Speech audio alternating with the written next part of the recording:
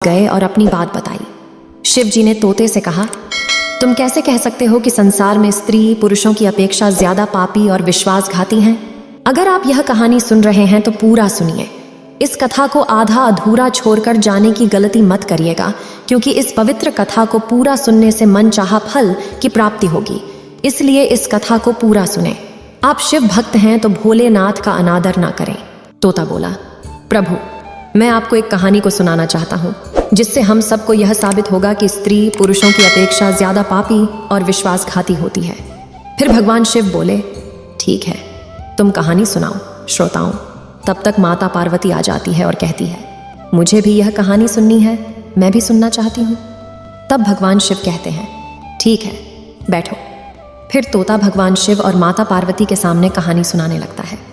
एक राज्य में अग्रसेन नाम का राजा राज्य करता था। उसके पास 4 बेटे थे, जो सभी बहुत ही बहादुर और प्रतापी थे। लेकिन सबसे बड़ा बेटा, जिसका नाम चंद्रसेन था, वो न केवल प्रतापी बल्कि बहुत ही सुंदर भी था। उसकी पत्नी चंद्रप्रभा भी बहुत ही सुंदर और रूपवान थी। वह अपने आगे किसी दूसरी स्त्री को सुंदर नहीं मानती थी। एक दिन राजा अग्रसेन ने अपने बेटे चंद्रसेन को उसकी किसी बात पर नाराज होकर के राज्य से निकाल देने का आदेश दिया। राजा का ये आदेश सुनकर कि सभी इस बात से चिंतित हो गया। फिर चंद्रसेन अपने महल में गया और उदास हो गया। उधर चंद्रसेन को उदास देखकर उसकी पत्नी ने पूछा, प्राणनाथ, आप उदास क्यों हैं? आप इतना मुरझाया हुआ क्यों हैं? राजकुमार होकर भी आप इस तरह चिंतित क्यों हैं?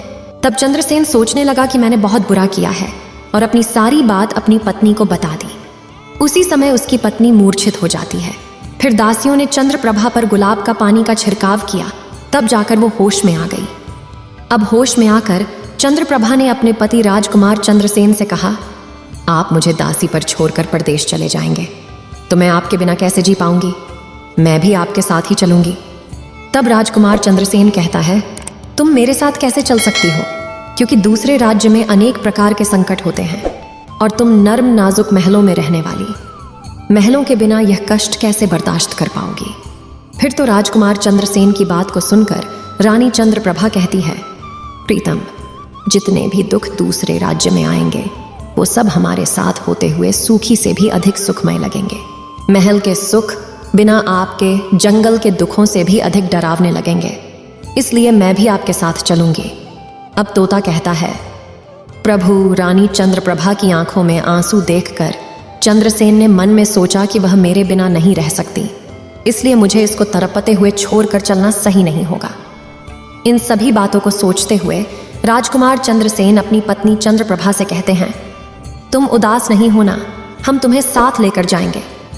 इस बात से चंद्रप्रभा खुश हो जाती है और अपने पति के साथ जाने की तैयारी करने लगती है। अगली सुबह वे राज्य से बाहर निकलकर एक जंगल में पहुंचते हैं। चलते चलते थक जाते हैं और फिर उन्होंने एक बरगद के वृक्ष के नीचे विश्राम करने का निर्णय लेते हैं। वे बहुत थके हुए थे। ठंडी हवा के झोंकों ने उन्हें नींद तुरंत आ गई, परंतु कुछ देर बाद वहीं पर एक सांप ने रानी को काट लिया। फिर तोता कहता है, हे प्रभु, आगे सुने। सांप के डसते ही रानी तड़पने लगी और चंद्रसेन की आंख खुल गई तो रानी को तड़पता हुआ देखकर और सांप को जाता हुआ देखकर चंद्रसेन बेचैन हो गए। फिर कुछ देर बाद रानी की मृत्यु हो गई। इस प्रकार मृतक रानी को देखकर चंद्रसेन ऊंचे स्वर में रुदन विलाप करने लगे। उसका रोना धोना सुनकर जंगल के जीव जंतु उसे खाने के लिए वहां आ गए। फिर चंद्रसेन ने मन में सोचा, अब जीवन संगिनी ही मर गई है तो मैं अब जी कर क्या करूंगा और इसी जंगल में अपने प्राण त्याग दूंगा। ऐसा मन में सोचता है। फिर वो रानी की लाश के पास से उठ जाता है और जंगल से लकड़ियां इकट्ठी करने लगता है और रोकर कहता हूं कि मैं भी रानी की चिता में जलकर मर जाऊंगा। बस उस समय स्वर्ग से एक देवदूत आता है और मुझे रोते हुए देखकर उसके मन में दया आती है। वह राजकुमार चंद्रसेन के पास जाता है और पूछता है, तुम क्यों रो रहे हो? आखिरकार तुम्हारा दुख क्या है? तो राजकुमार चंद्रसेन ने देवदूत से कहा, मेरे पास अपना दुख कहने की शक्ति नहीं है। मुझे चाहिए कि यह धरती फट जाए और मैं इसमें समा जाऊं। फिर देवदूत ने कहा, तुम मुझे अपना हाल बताओ, शायद मैं तुम्हारी मदद कर सकूं। फिर चंद्रसेन ने कहा, महाराज, मैं एक राजकुमार हूं और राजा अग्रसेन का बेटा हूं। मेरे पिता ने मुझे राज्य छोड़ने के लिए कहा था, इसलिए मेरी पत्नी और मैं इस जंगल में चलते चलते यहाँ आ गए। यहाँ आकर मेरी पत्नी को सर्प ने काट लिया है और उसकी मृत्यु हो गई, और मैं लकड़ियाँ इकट्ठा कर रहा हूँ ताकि मैं अपनी पत्नी के साथ ही जलकर अपने आप को भी अग्नि के हवाले कर सकूं। तब तोता कहता है, हे प्रभु आगे सुने। चंद्रसेन की बातों को सुनकर देवदूत कहते हैं, राजकुमार तू बड़ा मूर्ख है। यह संसार है, यहाँ इंसानों का आना जाना लगा रहता है। इस शरीर को एक दिन सबको त्याग देना पड़ेगा, तू भी इसे जानता है। इस संसार में कोई भी किसी के साथ नहीं आता और ना ही किसी के साथ जाता है, फिर भी तुम मूर्खों की तरह यह बात कर रहे हो। अगर तू जीवित रहेगा तो बहुत सारी रानियां तुझे मिलेंगी, इसलिए मेरे कहने पर मरने का विचार छोड़ दो। इस मानव शरीर को प्राप्त करने के लिए देवता भी बेहद इच्छुक होते हैं, तो फिर इस शरीर को क्यों नष्ट करना चाहता है? इस प्रकार देवदूत के शब्दों को सुनकर चंद्रसेन कहता है, महाराज आपने जो कुछ कहा है वह सत्य है, किंतु ऐसी पतिव्रता पत्नी मुझे किसी जन्म में भी नहीं मिलेगी, इसलिए मैं इसके साथ ही मरूंगा। फिर देवदूत चंद्रसेन के विचार सुनकर देवदूत ने जान लिया कि ये अपनी पत्नी के बिना नहीं रह सकता है। तब देवदूत ने चंद्रसेन से कहा, राजकुमार तेरी पत्नी के जीवित करने के लिए केवल एक ही उपाय है। अब तू मेरी बात को ध्यान से सुनो। यदि तू इस उपाय को कर सकता है तो तेरी रानी जीवित हो सकती है। फिर चंद्रसेन ने कहा, महाराज आप जो कुछ भी कहेंगे वह सब करने के लिए तैयार हूं, केवल मेरी पत्नी को जीवित कर देना। तब देवदूत ने कहा, तुम्हारी रानी की आयु केवल 20 वर्ष थी, जिसने इसे बिता दिया। इसके बदले तेरी उम्र 70 वर्ष की है, जिसमें से 30 वर्ष बीत चुके हैं। तेरी जीवन काल में 40 वर्ष अब भी बाकी हैं, यानी तुझे 40 साल और जीने का अवसर है। यदि तू अपनी पत्नी को आधा अपने जीवन का समर्पण कर देता है तो तुम दोनों की आयु समान हो जाएगी। अगर तुम यह मान लो तो रानी जल्द ही ठीक हो जाएगी। इस तरह देवदूत की बात सुनकर राजकुमार चंद्रसेन ने कहा, मुझे मान्य है। फिर देवदूत ने चंद्रसेन के हाथ में पानी दिया और 20 वर्षों तक रानी के पैरों पर पानी डालने का संकल्प लिया। अब जैसे ही चंद्रसेन ने संकल्प किया कि वह जल को रानी के पैरों पर डालेगा, देवदूत ने कह दिया, पानी को पैरों पर डालने से पहले मेरे एक बात को ध्यान से समझ लो। इसमें एक गुप्त रहस्य भी है। अभी तो तुझे रानी की आवश्यकता है, तुम पानी डालकर उसको बचा सकते हो, लेकिन भविष्य में अगर रानी की आवश्यकता नहीं पड़ती है तो तुम अपने संकल्प को वापस ले सकते हो, और जब तुम वह संकल्प वापस लेते हो तो तुम्हारी रानी को तुरंत ही मौत हो जाएगी। परंतु एक बात हमेशा याद रखना, इस संकल्प को कभी वापस न लेने की बात रानी से कहना मत, वरना तुम अपने संकल्प को वापस नहीं ला सकोगे। हमेशा याद रखना, जीवन में कुछ बातें हमेशा छिपा कर रखनी चाहिए, क्योंकि कभी कभी ये बातें काम आ सकती हैं। फिर तो ऐसा कहकर और उस रानी के सामने आकर वो देवदूत जो थे अंतर्ध्यान में चले गए। तब चंद्रसेन रानी से कहता है, आप सो गई थी, मैंने आपको नहीं जगाया। फिर चंद्रसेन कहने लगा, तुम बहुत थकी हुई थी, इसलिए मैंने तुम्हें नहीं जगाया। इस प्रकार राजकुमार चंद्रसेन ने अपनी रानी से सारी बातें छिपा दी कि सर्प ने तुम्हें काट लिया था और तुम मर गई थी। मैंने तुम्हें फिर जीवित कैसे किया है, ये सब राजकुमार ने अपनी पत्नी से छिपा लिया। फिर तोता बोला, प्रभु। फिर वो दोनों आगे बढ़ गए। कई दिनों बाद उन्होंने एक बहुत ही सुंदर स्थान देखा। वहां पर एक फकीर की कुटिया थी। जब वे वहां पहुंचे तो उन्होंने देखा कि एक सुंदर युवक फकीर हुक्का पी रहा था। वे दोनों बहुत ही थके हुए थे, इसलिए वे फकीर के पास बैठ गए। उस समय राजकुमार ने रानी से कहा, रानी हमें प्यास लगी है, हम कुएं पर जाकर पानी पी आते हैं। अगर तुम भी प्यासी हो तो तुम्हारे लिए भी पानी ले आते हैं। तब राजकुमार की बात को सुनकर रानी ने कहा, मुझे तो प्यास नहीं लगी है, आप जाइए पानी पिएं, फिर वापस आइए। इसके बाद रानी की जवाब सुनकर राजकुमार चंद्रसेन एक लंबी रस्सी लेकर कुएं की ओर जा रहे हैं। चंद्रसेन पानी पीने पहुंचे तो राजकुमारी चंद्रप्रभा उस फकीर की ओर देख रही हैं। चंद्रप्रभा फकीर की सुंदरता को देखकर उस पर मोहित हो गई, अर्थात वह उसको दिल दे बैठी थी। अब वह फकीर से कह रही हैं, फकीर साहब आप यहाँ बहुत खुशी से रहते हैं। फकीर ने कहा, तुम भी मेरे साथ रह सकती हो, लेकिन तुम्हारे पति भी साथ में हैं, तो कैसे तुमको रख सकते हैं। इसके बाद राजकुमारी चंद्रप्रभा ने फकीर के सामने अपनी प्रेम लीला प्रकट की तो फकीर ने कहा, मैं एक उपाय बताता हूँ। तुम अपने पति को जिस कुएं में पानी पीने गया है तुम उसी कुएं में धकेल देना, फिर जो होगा हम देख लेंगे। फिर तो फकीर की बात सुनकर के चंद्रप्रभा ने कहा, ठीक है मैं ऐसा ही करूंगी। अब इतनी ही देर में राजकुमार चंद्रसेन पानी पीकर रानी के पास आया तो रानी कहने लगी, मुझे भी अब प्यास लग रही है, कुएं पर वापस चल करके मुझे भी पानी पिलाओ। तो राजकुमार चंद्रसेन बोला, मैंने तुमसे पहले ही पूछा था और तुमने मना कर दिया था। खैर, अगर तुमको प्यास लगी है तो मैं अभी पानी लेकर आता हूँ।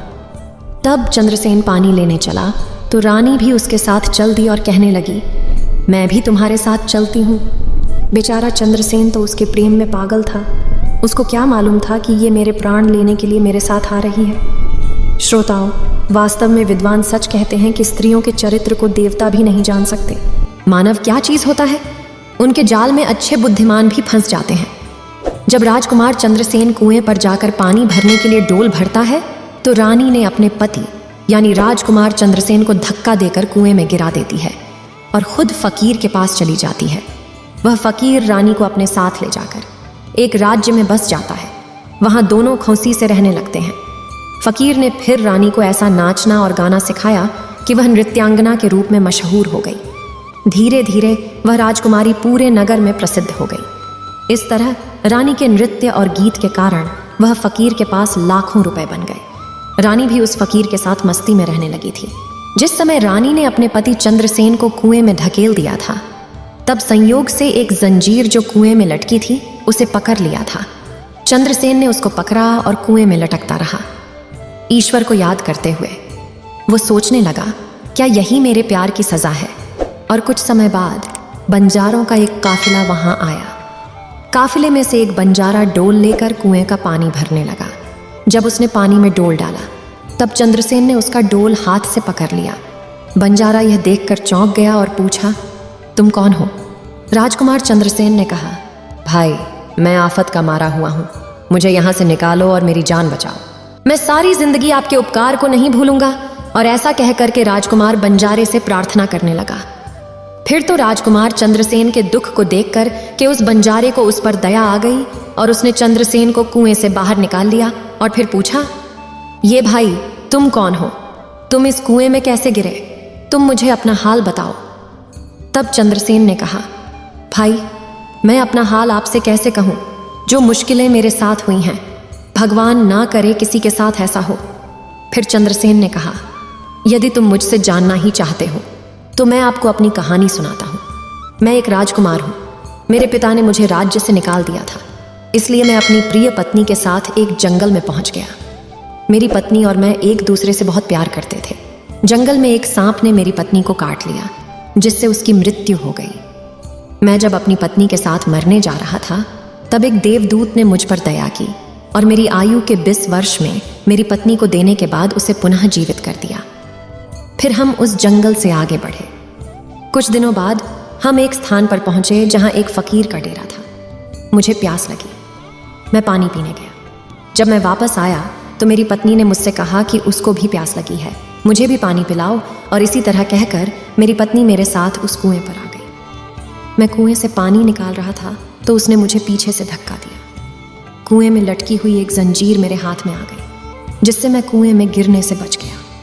और फिर जब आप आए तो मैंने आपको आवाज़ दी, जिसके बाद आपने मुझे कुएं से बाहर निकाला। अब तोता बोला, प्रभु, इस प्रकार राजकुमार चंद्रसेन ने दुखी मन से सारा हाल उस बंजारे से कह दिया और फिर अपनी व्यथा सुनाकर चंद्रसेन चुप हो गए। उधर बंजारा ने उसकी बात को सुना और रानी की करतूत सुनकर दुखी होकर कहा कि स्त्रियां का चरित्र भगवान भी नहीं समझ सकते तो मनुष्य कैसे समझ सकता है। बोलकर ऐसे कहकर बंजारा ने चंद्रसेन को सिर पर हाथ फेरा और कहा, तुम चिंता मत करो, भगवान बड़े दयालु हैं, वह तुम्हारी सहायता करेंगे। फिर उसने और कहा, तुम चाहो तो हमारे साथ कुछ दिन रुक सकते हो। राजकुमार चंद्रसेन ने उन बंजारों के साथ रहने को सहमत हो गया। फिर उनकी सहायता से वह कुछ दिनों बाद उसी राज्य में पहुंचा जहां उसकी पत्नी चंद्रप्रभा और वह फकीर रह रहे थे।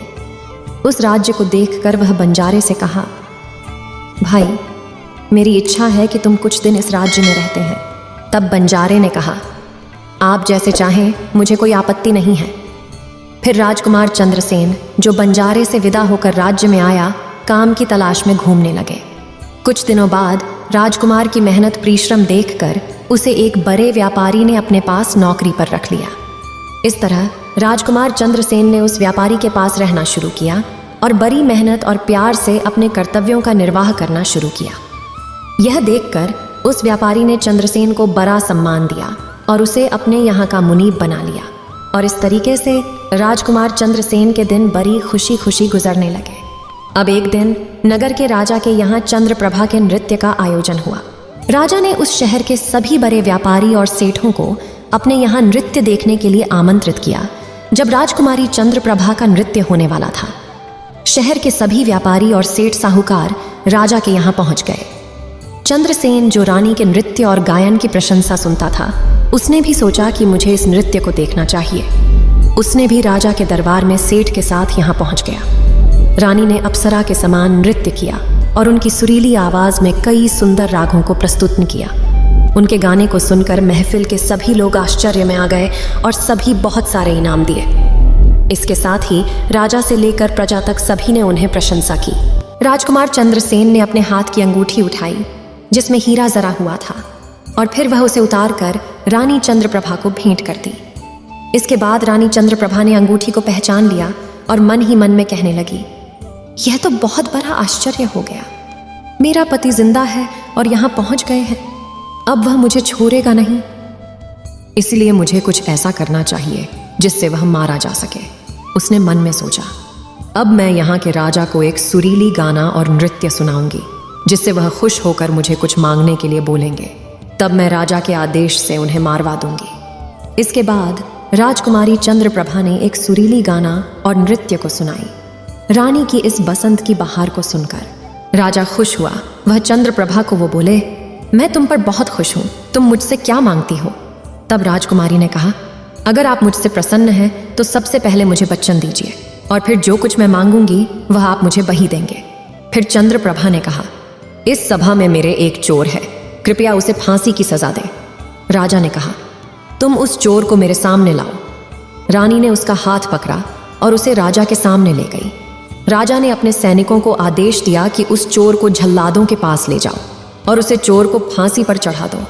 इसी बीच चंद्रसेन का सेठ भी वहां पहुंचा। वो डरकर चंद्रसेन के पास गया और पूछा, तुमने क्या चुराया इस नर्तकी का जिसके कारण वह तुझे मारना चाहती है? चंद्रसेन ने अपने मालिक से कहा, मालिक, मैंने कुछ नहीं चुराया है, बस आप इस राजा को केवल यह बता दो कि वह मेरी 2 बातें सुन ले, इससे मेरी जान बच सकेगी। अब चंद्रसेन का मालिक इसे सुनकर अपने साथी व्यापारियों और साहूकारों के पास गया और सभी ने मिलकर मशवरा किया। उन्होंने कहा, मित्रों, या तो राजा न्याय करें या हम सभी इस शहर को छोड़कर कहीं और चले जाएंगे। और इस प्रकार सभी व्यापारी राजा के पास गए और कहने लगे, राजा साहब, हमारा मुनीब निर्दोषी है, उसे मार देने की आपका आदेश है। वह कह रहा है कि वह अपनी 2 बातें आपको कहना चाहता है। फिर भी आपको लगे कि उसने अपराध किया है तो उसे फांसी दे देंगे, लेकिन मेरे मरने से पहले राजा केवल मेरी 2 बातों को जरूर सुने। फिर राजा ने व्यापारियों की बात सुनकर कहा, ठीक है, मुनीब को बुलाओ। चंद्रसेन को लेकर राजा के सामने लाया गया और राजा ने कहा, तुम जो कुछ कहना चाहते हो वो मेरे सामने कहो। तब राजकुमार चंद्रसेन ने कहा, महाराज, मैंने क्या दोष किया है जिसके कारण आपने मेरी हत्या का आदेश दे दिया है? फिर उसकी बात को सुनकर राजा ने कहा, तू इस नर्तकी का चोर है?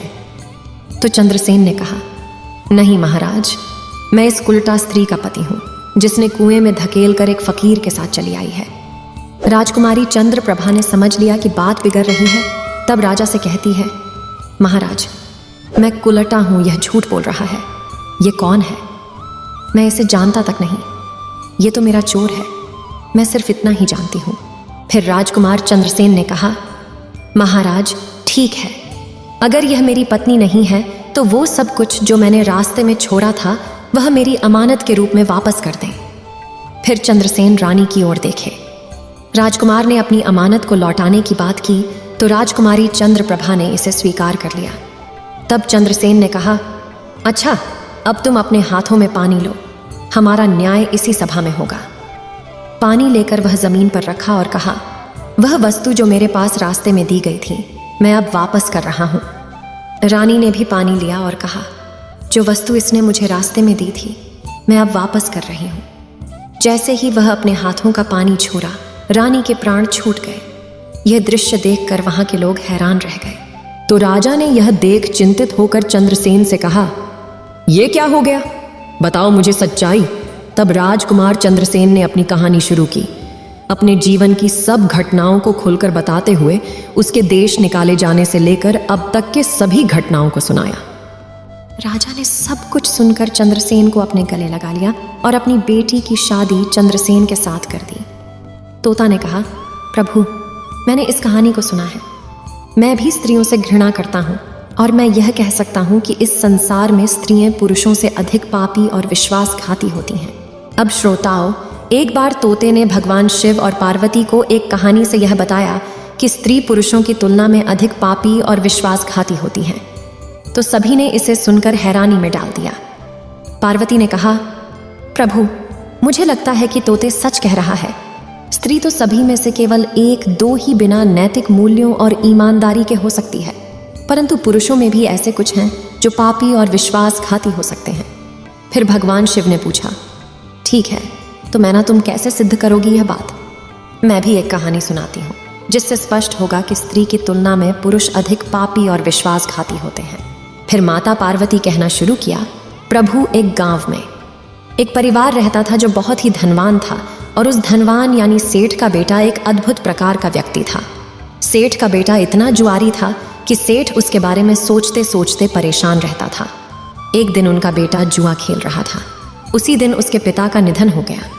फिर भी वह जुआ खेलना बंद नहीं किया, लेकिन पिता की मृत्यु के बाद वह खुल के जुआ खेलने लगा और सब कुछ हार गया।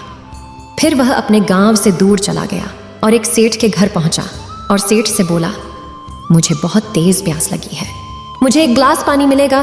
तो सेठ ने उस युवा से पूछा कि तुम कौन हो, क्या करते हो और कहाँ से आए हो? जिसके उत्तर में उस युवा ने कहा, मैं एक व्यापारी हूँ और यहाँ से जा रहा था, तो सोचा कि पानी पीकर चला जाऊं। तब सेठ ने पूछा कि तुम कौन व्यापार करते हो?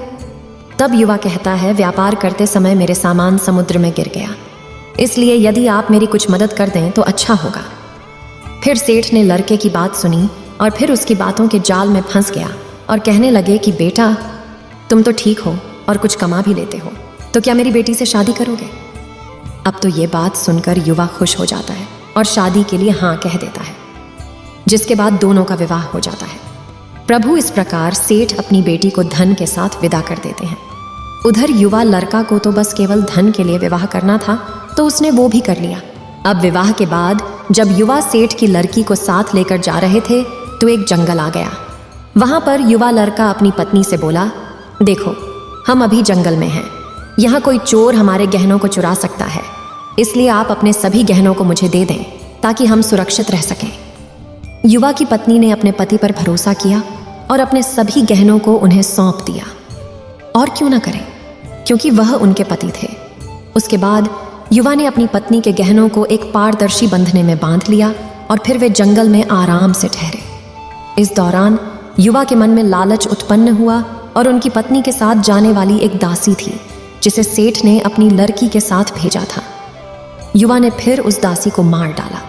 फिर उसने अपनी पत्नी को एक कुएं में गिरा दिया और मन में यह विचार किया कि मैं इसके साथ में सिर्फ पैसों के लिए शादी की थी, मेरे पास पैसे मिल गए और उसने सोचा कि वह पानी में डूबकर मर जाएगी। इस तरह सोचकर वह युवा वहां से चला गया, लेकिन उसकी पत्नी नहीं मरी और वह कुएं से बाहर निकलने के लिए आवाज देती रही। कुएं के पास से एक आदमी गुजर रहा था और जब उसने किसी महिला की आवाज सुनी तो वह उस महिला को कुएं से बाहर निकाल लिया। फिर कुएं से बाहर निकलने के बाद महिला ने अपनी सारी जानकारी उस व्यक्ति को दी और उस व्यक्ति ने महिला को उसके पिता के घर पहुंचा दिया। अब जब महिला पिता के घर पहुंची तो उसके पिता ने पूछा, तुम्हारे साथ क्या हुआ? महिला ने कहा, पिताजी, जंगल में कुछ चोरों ने हम पर हमला किया था और दासी को मार दिया, मुझे कुएं में धकेल दिया और पति के बारे में कुछ पता नहीं है। बेटी की बातें सुनकर सेठ जी ने कहा, कोई बात नहीं, भगवान सब ठीक करेंगे। अब मैं यह कहती हूँ कि प्रभु, इस दुनिया में स्त्री और पुरुष दोनों ही विश्वासघाती और पापी हो सकते हैं। अब आपके हाथ में न्याय का फैसला है। मैंने भी आपको एक कहानी सुनाई है और तोते ने भी एक कहानी सुनाई है। अब आप ही न्याय करें। उसने अपनी पत्नी को मारा और सारा सामान लेकर के चला गया। अब तोता और मैना की कहानी सुनकर भगवान शिव बोले, ठीक है तोता और मैना, मैंने तुम्हारी कहानी को ध्यान से सुना है, अब मैं तुम्हारा न्याय करता हूँ। सच में इस संसार में स्त्री और पुरुष के बीच ज्यादा पापी या विश्वासघाती कौन होता है, ये मेरे लिए स्पष्ट है। शिव जवाब देते हैं, बिना किसी शंका के ये सत्य है कि इंसान की सोच उसके इस स्तर से नीचे जा सकती है और वहीं पापी और विश्वासघाती होता है। चाहे वह स्त्री हो या पुरुष, इंसान को किसी भी प्रकार के पाप करने से पहले यह सोचना चाहिए कि क्या वह सही है या नहीं। पापी और विश्वासघाती होने की कोई जाति नहीं होती, वह इंसान की सोच और कृतियों का परिणाम होता है। श्रोताओं, वास्तव में इंसान की सोच उसके स्तर से नीचे जा सकती है और यही पापी और विश्वासघाती बना देता है। इस वीडियो को बोलते समय कोई त्रुटि हो तो मैं क्षमा चाहती हूँ। उम्मीद है आप सभी को यह वीडियो अच्छी लगी होगी। अगर आप शिव के सच्चे भक्त हैं तो चैनल को सब्सक्राइब और वीडियो को लाइक करके कमेंट में हर हर महादेव लिख दीजिए।